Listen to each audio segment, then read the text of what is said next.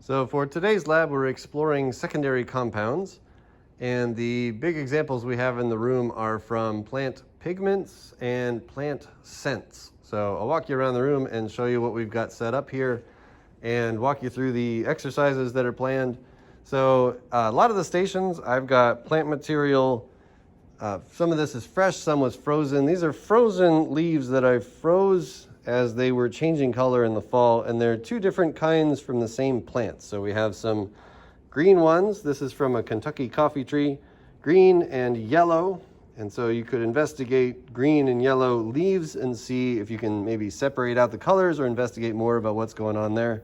I got some hackberry leaves here. I don't remember what those are. Looks like a viburnum, I think. So green and purple. This is a fresh coleus plant from the greenhouse. Got some green tinge and also some purple tinge. Begonia with some red petals. One of the students has investigated this one already. So the technique is to take the plant material and put it in a mortar and pestle and grind it up in acetone, which is a good solvent. And the goal is to get the pigments to come out into a liquid. And then the next step was to separate those out using a combination of water and mineral oil. So this one is maybe not the best example. This one came out as the same color in both layers. Let's go investigate a different one here. Here's an example. We took a purple shamrock leaf and ground it up and put it in here, and the water layer is toward the bottom and the hydrophobic layer is toward the top. And you can see that the colors are different in these different layers. So this was one leaf that basically looked purple, and we ground it up and separated out the layers. And the top layer now, the hydrophobic layer, is green, and the bottom hydrophilic layer is purple. So take a minute, think about the colors we've experienced. And two big pigment color categories would be the anthocyanins, and those were water soluble, and the carotenoids, which are lipid soluble. So green, this is from a leaf that was able to do photosynthesis, so the green in there is probably our chlorophyll. And some of these leaves, you might have different colors separating out. So we have lots in the purple ends of the spectrum. That's probably our anthocyanin colors, and then some in the more red or orange ends of the spectrum could be our the carotenoid pigments. So I'm going to walk this over. We have a technique where we can use a ultraviolet flashlight to look at this in the dark and see if it has a fluorescence to it. So remember, lower purple layer and upper green layer. Let's see what happens under UV light. Dun, dun, dun, dun, dun, dun. All right, so kind of an incident light on there. That layer that was just green is now coming through as like bright pink. It's like insanely bright as I'm looking at it. I don't know if the camera is picking that up. So that would be the fluorescence that we saw earlier in a video, the fluorescence of chlorophyll.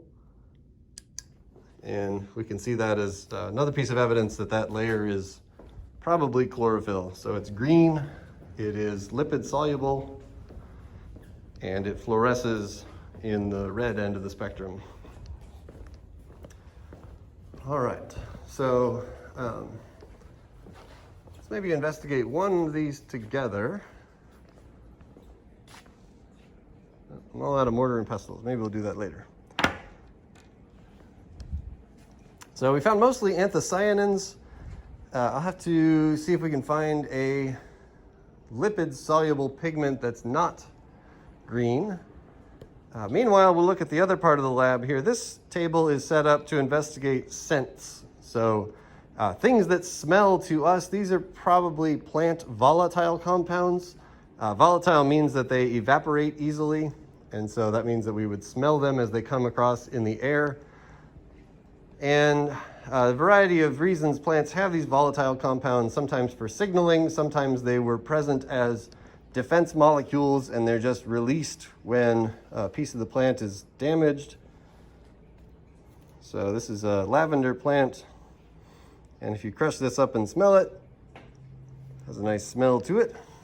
All right, in this zone we've got a set of unknowns, and there are 5 unknowns and 5 chemicals that those correspond to. So we have caryophyllene, methyl salicylate, myrcene, pinene, and linalool. And these are some of the more common scents that you might encounter in plant parts.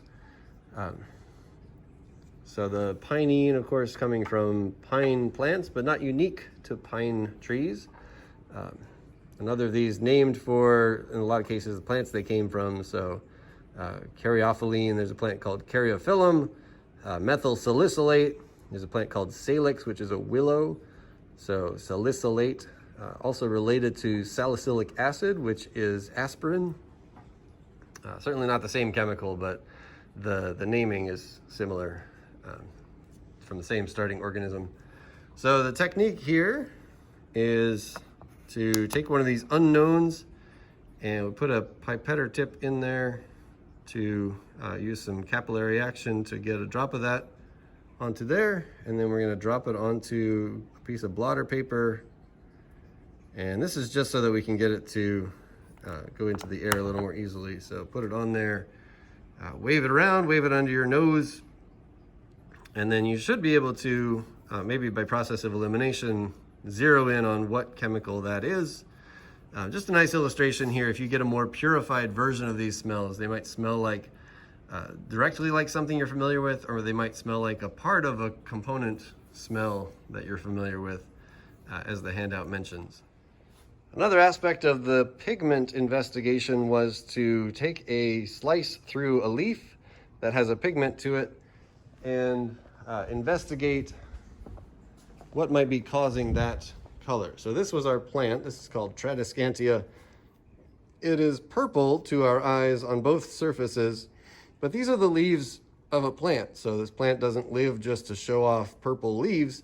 Those leaves are there to do photosynthesis. So presumably somewhere in there is some photosynthetic pigment and cells with chlorophyll and chloroplasts that can do photosynthesis. So this is a section through the leaf. We're looking at it sideways. This is the undersurface. In this zone, this is a vein. So you can see it kind of pooches out there. Has more of a support structure. And so we have the lower surface on the right and the upper surface on the left. And both of those have these juicy, rather empty cells that are also coming through very purple.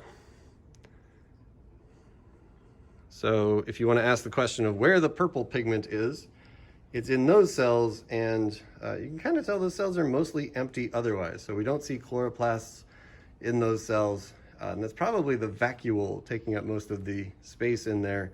And the vacuole is a place where you typically find these anthocyanin, purple, and other color pigments. So that makes sense.